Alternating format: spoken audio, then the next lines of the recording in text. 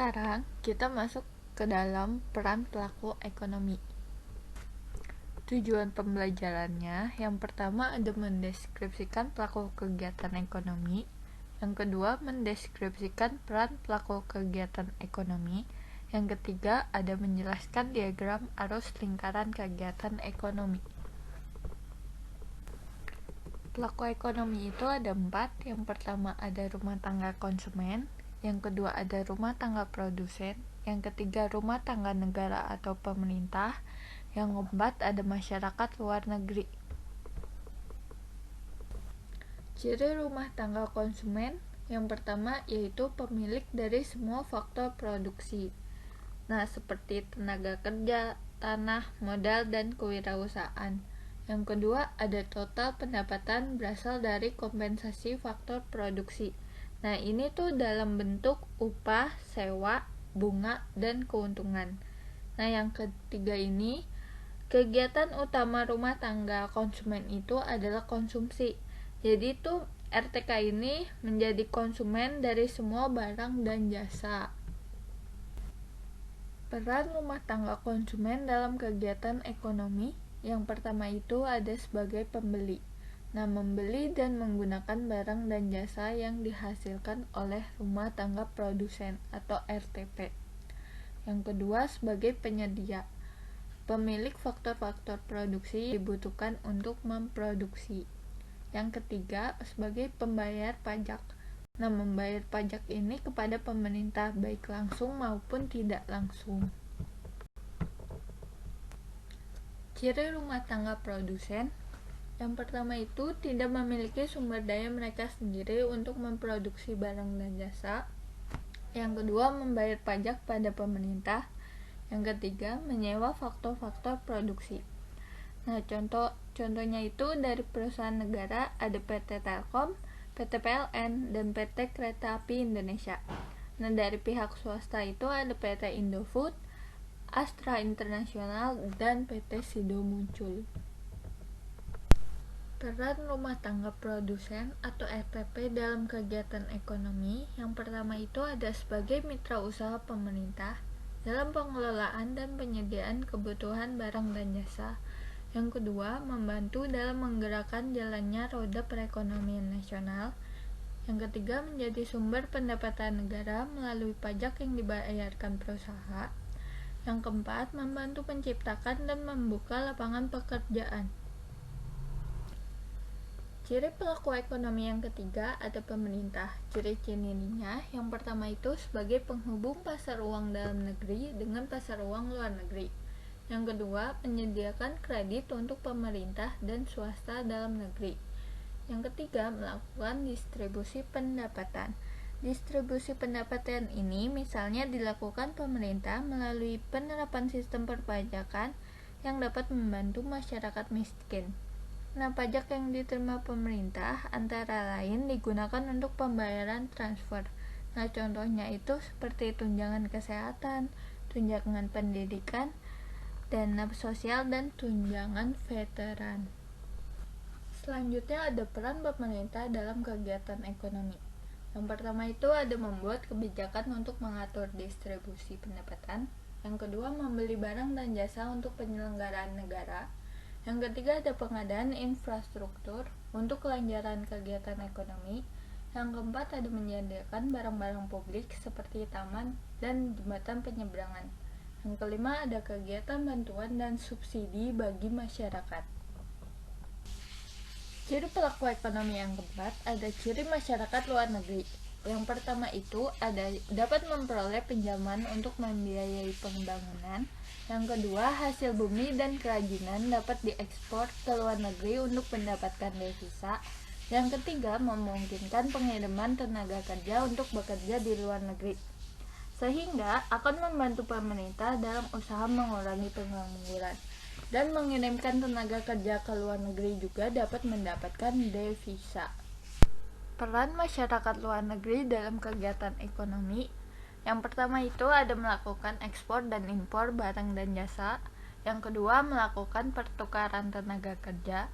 Yang ketiga, memberikan bantuan dan pinjaman luar negeri. Yang keempat, melakukan investasi.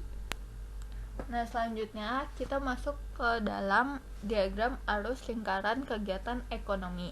Yang pertama, kita akan belajar model ekonomi sederhana atau dua sektor. Nah, sektornya ini ada rumah tangga dan perusahaan. Nah, kita lihat dari arus yang pertama. Nah, rumah tangga ini sebagai pemilik faktor produksi. Nah, ini tuh melakukan penawaran faktor produksi seperti tanah, tenaga kerja, modal, dan sebagainya kepada perusahaan atau produsen yang memiliki modal. Nah, jika kita lihat lagi nih ke arus kedua. Nah, arus kedua ini perusahaan itu mengalirkan arus uang berupa sewa, gaji, bunga, laba, dan sebagainya kepada rumah tangga sebagai balas jasa atas faktor produksi rumah tangganya kepada perusahaan. Nah, yang ketiga ini ada pendapatan yang sebelumnya dimiliki rumah tangga akan mengalir kembali ke perusahaan. Nah, hal ini akan terus berlangsung selama rumah tangga itu memiliki pendapatan dan perusahaan masih berproduksi. Nah, yang keempat ini, perusahaan akan mengalirkan barang dan jasa kepada rumah tangga sebagai pemuas kebutuhan. Arus barang tersebut bisa disalurkan langsung oleh perusahaan atau melalui perantara seperti pedagang atau sebagainya. Selanjutnya ada model ekonomi tertutup atau tiga sektor. Nah, tiga sektor ini ada perusahaan, pemerintah, dan rumah tangga. Nah, kita lihat dulu nih, yang pertama arus yang pertama itu rumah tangga membeli barang dan jasa dari perusahaan melalui pasar barang. Nah, dengan begitu perusahaan akan menerima uang dari penjualan barang dan jasa tersebut. Nih, yang ini. Nah, dalam arus ini rumah tangga berperan sebagai konsumen, sedangkan perusahaan berperan sebagai penjual. Perusahaan menetapkan harga barang atau jasa berdasarkan biaya produksi, sedangkan di pasar barang penetapan harga ditentukan oleh permintaan rumah tangga dan penawaran perusahaan. Nah, kita lihat ke dalam arus nomor 2 yang ini. Nah, pada diagram ini menunjukkan bahwa pendapatan rumah tangga yang digunakan untuk membeli barang dan jasa dari perusahaan didapatkan dari penjualan faktor produksi yang dimilikinya kepada perusahaan. Di sini rumah tangga berperan sebagai penjual, sedangkan perusahaan berperan sebagai pembeli. Nah, dan harga faktor produksi ditentukan oleh penawaran rumah tangga dan permintaan perusahaan. Nah, selanjutnya kita masuk ke dalam pemerintah. Nah, menggunakan pendapatan dari hasil pajak, nih yang ini, pajak ini dari pajak rumah tangga, itu digunakan untuk membeli barang dan jasa dari pasar faktor produksi. Nah, pasar barang dan perusahaan untuk memberikan fasilitas dan pelayanan kepada masyarakat banyak. Yang terakhir ada model ekonomi terbuka atau 4 sektor. Nah, sektornya ini ada perusahaan, pemerintah, rumah tangga, dan masyarakat luar negeri. Nah, yang pertama kita bahas dari rumah tangga. Nah, hubungannya dengan perusahaan itu, dalam perekonomian, rumah tangga membeli barang atau jasa yang dihasilkan oleh perusahaan untuk dikonsumsi. Nah, ini ditunjukkan ke yang ini, ke sini panahnya. Nah, yang kedua itu rumah tangga mendapatkan penghasilan berupa gaji, sewa, bunga, dan sebagainya dari perusahaan atas balas jasa dari penawaran faktor produksi. Nah, ditunjukkan yang ini. Nah, selanjutnya rumah tangga dengan pemerintah. Nah, itu tuh rumah tangga itu berkewajiban membayar pajak kepada pemerintah. Nih, yang ini membayar pajak. Nah, rumah tangga juga menerima pendapatan berupa gaji, bunga, dan sebagainya. Nah, kan ini atas pelayanannya. Nah, sehabis itu rumah tangga mendapatkan fasilitas publik dari pemerintah sebagai buah dari pembayaran pajak. Nih, yang ini. Uang hasil pelayanannya dapatkan fasilitas publik.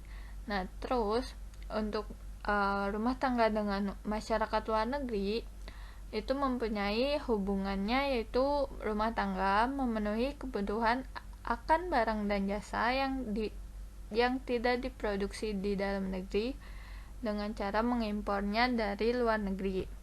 Nih yang ini ditunjukkan, kan luar negeri mengimpor barangnya terus dikasih ke rumah tangga. Nah, sehabis itu rumah tangga mengekspor sumber daya atau uangnya ke luar negeri. Nih, yang ini. Ekspor kan berupa uang. Nah, terus kita lihat dari sisi perusahaannya. Nah, hubungan dengan rumah tangga itu, perusahaan menghasilkan barang dan jasa yang dapat dikonsumsi oleh rumah tangga. Nah, yang tadi nih, yang ini menghasilkannya, produknya. Nah, terus perusahaan memberikan sejumlah keuntungan dan penghasilan atas balas jasa berupa gaji, upah, sewa. Nah, yang tadi sama kayak ini. Nih, yang ini ditunjukkannya. Nah, terus hubungan perusahaan dengan pemerintah itu, nih, jika kita lihat yang ini, perusahaan ke pemerintah itu, perusahaan berkewajiban untuk membayar pajak kepada pemerintah. Nih, ditunjukkan dengan yang ini grafiknya. Nah, terus perusahaan menjual hasil produksinya baik berupa barang atau jasa kepada pemerintah. Sama juga nih, yang ini juga diagramnya. Nah, terus habis dari situ pemerintah menghasilkan jasa pelayanan untuk rumah tangga. Nah, sedangkan hubungan perusahaan dengan luar negeri itu, perusahaan melakukan kegiatan ekspor dan impor barang dan jasa ke luar negeri. Nah, jadi kesini barang dan jasa. Nih, ada impor dan ada ekspor.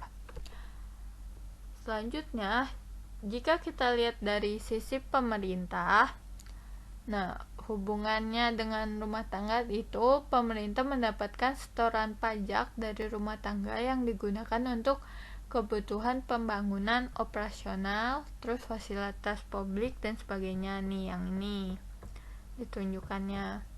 Selanjutnya, hubungan pemerintah dengan perusahaan, yang tadi kayak tadi, pemerintah itu menerima setoran pajak perusahaan, terus pemerintah membeli dan memakai produk yang dihasilkan oleh perusahaan baik berupa barang maupun jasa. Nih, ditunjukkannya diagramnya sama nih di sini. Nah, terus hubungan pemerintah dengan masyarakat luar negeri, yang pertama itu menerima pajak masyarakat luar negeri. Terus pemerintah mendapatkan penerimaan berupa devisa dari hasil ekspor barang dan jasa. Terus pemerintah menetapkan kebijakan dalam ekspor dan impor. Itu tuh ditunjukkan dengan di sini. Kan ini diagramnya ada uang, terus ada impor dan ekspor. Nah, selanjutnya kita lihat dari sisi masyarakat luar negeri. Nah, hubungan kepada rumah tangga konsumen itu, yang pertama itu masyarakat luar negeri menyediakan atau jasa untuk memenuhi kebutuhan rumah tangga. Nah, yang tadi bisa dalam bentuk ekspor maupun impornya kepada rumah tangga. Nah, terus hubungan dengan perusahaan juga sama. Masyarakat luar negeri mengekspor dan mengimpor barang dan jasa kepada pan. Nah, ditunjukkan dengan yang tadi sama yang ini.